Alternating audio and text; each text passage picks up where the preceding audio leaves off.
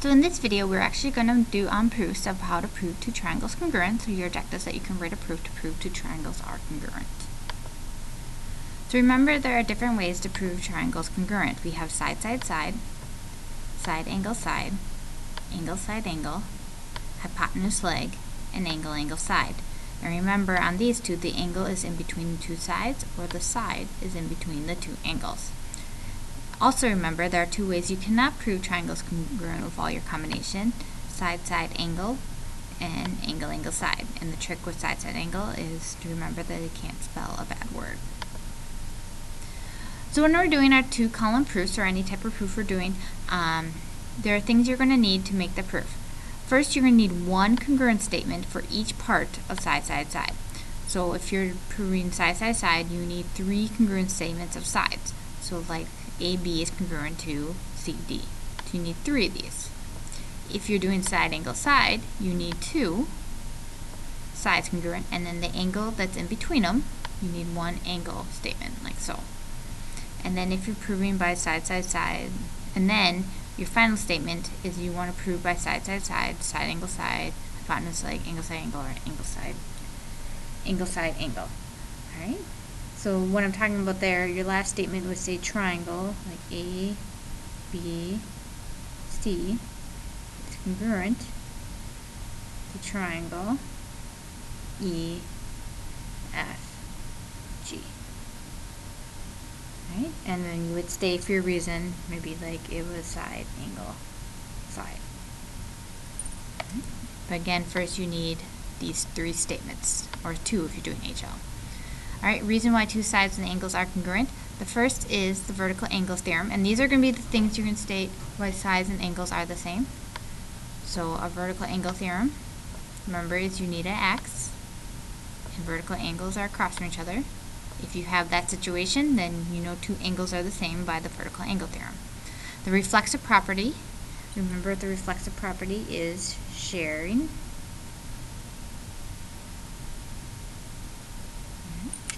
So a situation of that would be a triangle like so. Okay, this should be in the middle. So they're sharing a side. So these 2 triangles have equal sides by the reflexive property, or congruent sides. All right angles are congruent. It's not really a theorem, it's more like a statement. So if you have 2 right triangles, like so, and they have right angles, we could say those 2 angles are congruent because all right angles are congruent because they're all 90 degrees. And the last is the isosceles triangle theorem. So if you have an isosceles triangle, we can say if those two sides are the same, then we know that 2 angles are also the same. Or if 2 angles are the same, then 2 sides are the same.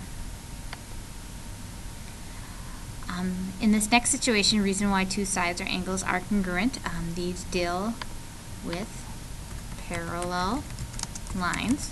So if you have parallel lines, you're probably going to have one of these situations. So we're looking at the situation if you have 2 parallel lines, and then you have the transversal from our previous unit. You need to look for these type of angles. So remember, alternate interior, that angle is congruent to that angle.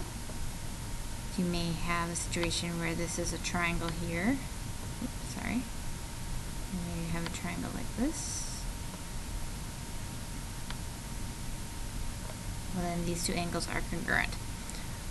Alternate exterior angles, do those in red. So you could have this one and this one are congruent. Or you may have corresponding angles, which remember is the same position. So this angle may be congruent to that angle. So again, when you have parallel lines, you need to be thinking one of these theorems. Alright, reason why 2 sides and angles are congruent, the last statements we have is the definition of midpoint. So if I say something is a midpoint, then you know 2 parts are congruent to each other. Definition of single bisector, remember segment bisector means you're cutting in half. So I'm cutting in half on this. If I cut a segment in half by another segment, we have 2 parts congruent, which is one of the congruent statements that we need for sides.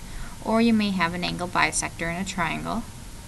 And it's going to be pretty obvious that you need to use one of these because it actually is going to say this is an angle bisector, this is a segment bisector, this is a midpoint. Or you may have perpendicular lines. So if you have perpendicular lines, like so, you have a right angle. Now this is a 2-step process. So if I ever see perpendicular lines, the first step is to state the 2 angles are right. Then, after that, then you need to say the 2 angles are congruent. And the reason they're going to be congruent is using our reasoning back here that all right angles are congruent. So remember, anytime you see perpendicular lines, this is 2 steps. It's going to be 2 parts of your proof. Alright, so let's actually go through a few proofs to help you get familiar with this. So remember, in a proof, we're going to work with 2 column proofs mainly. You have 2 sides, and on your sides you have your statements, and you have your reasons. Alright, so the first part of your 2 column proof is always your given. So step 1 is your given. So your given is what I give you in your first part. And I'm just going to write it on 1 line. Sometimes you may see it on 2, but for sake of space, you can always put it on the first one. GO is congruent to AO. And GT is congruent to AT. And our reason for that, there's one given. Sorry, let me finish.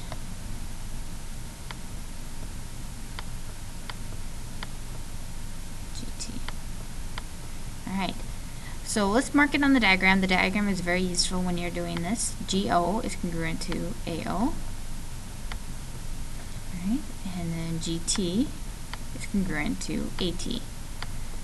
So now we need to figure out what part or what theorem or postulate we're going to use to prove these 2 triangles congruent, which we're proving GOT and AOT.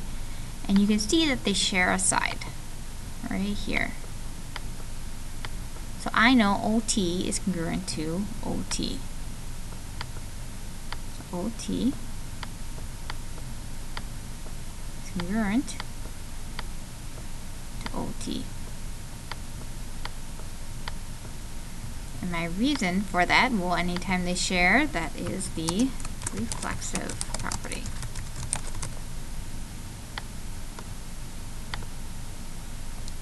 I don't know what's going on. All of a sudden decides it doesn't want to, keeps erasing stuff for me. Alright, so notice I have wow, really weird, it's all erasing. Notice I have 3 congruent statements. I have 1, 2, 3. Now that I have 3 congruent statements, I'm allowed to do the next step and stating what I'm trying to prove. I'm trying to say triangle GOT is congruent to triangle AOT.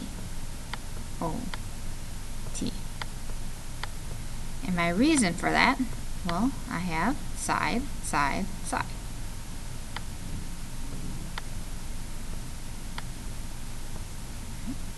And then you're done with the proof.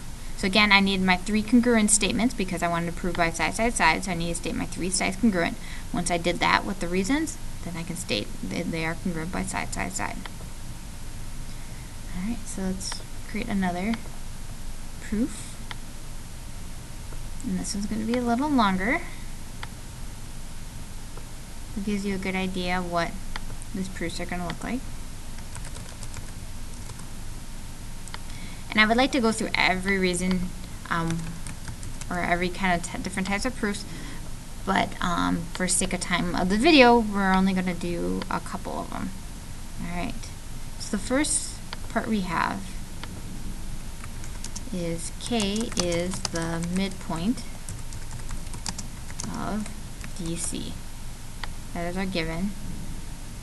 And then we're going to say DKO and angle CKO. I'm going to go through right and do my notation.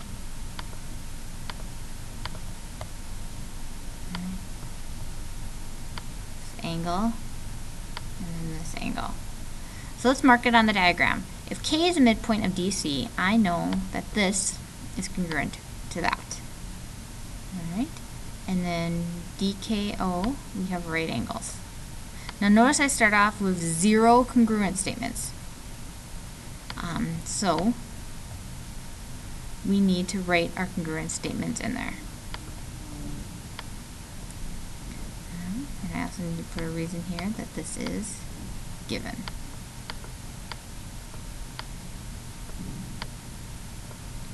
Alright. Step 2. So I need to write one congruent statement. So we're first going to use the midpoint thing where we can say that DK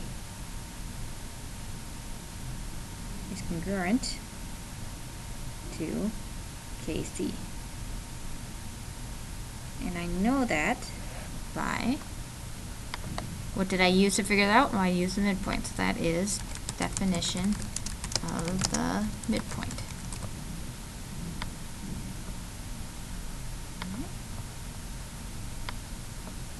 Alright, so step 3. So I have one congruent statement, I need 2 more. I also have 2 right angles. Well, if they're both right, then I know they are congruent. So I can say angle DKO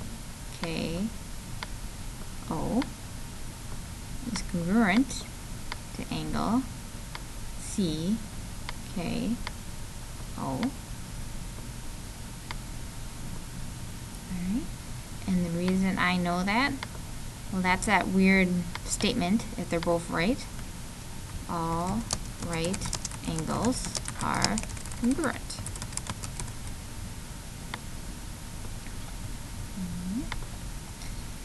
Step number 4. So we have 2 congruent statements. I need 1 more. So I'm looking at my diagram. Oh, they share a side. So then OK, or KO, however you want to write it, is congruent to OK.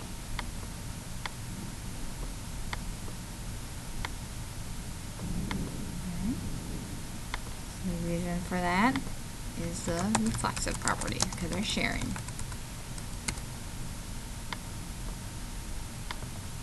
Alright, now we have 3 congruent statements. 1, 2, 3. What we have in picture in the diagram has been stated with their reasons. So I can do the last step. We are on the finish line.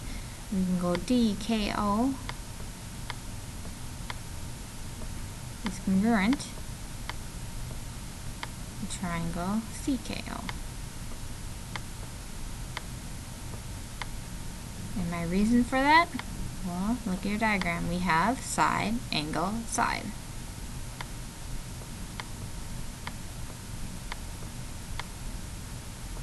And we're done. Alright. So we're just going to talk through this proof. I'm not actually going to do it. So again, this is another situation where I don't actually start you off with anything. We have XR bisects QT. So QT, since it's bisecting, is the one that gets cut in half, not XR. So I know that's congruent to that. So you would write that and say those two are congruent because they are a segment bisector. And then you have parallel lines here. Well, because of parallel lines, we have either alternate interior, alternate exterior corresponding, and it turns out we have alternate exterior angles. Now, there's 2 directions you could go, and there's actually 2 ways to do this proof. You have vertical angles here. So you can say these 2 are congruent and prove by angle, side, angle. Or the other option that you have is that you have alternate exterior angles this way. So those angles are congruent to each other. In that case, you can prove by angle, angle, side. Okay? And then you get your proof. So you're still going to have to do your 3 congruent statements and with your reasons. But again, I just quickly said why you know they are congruent is your reason. Alright, so review, you have the 5 ways to prove triangles are congruent. Again, you need 3 congruous statements of sides and angles, or if you're just doing HL, you just need 2, but remember it has to be a right triangle. Remember, you cannot prove these ways. Reminder to do your reflection so you get credit for watching this video.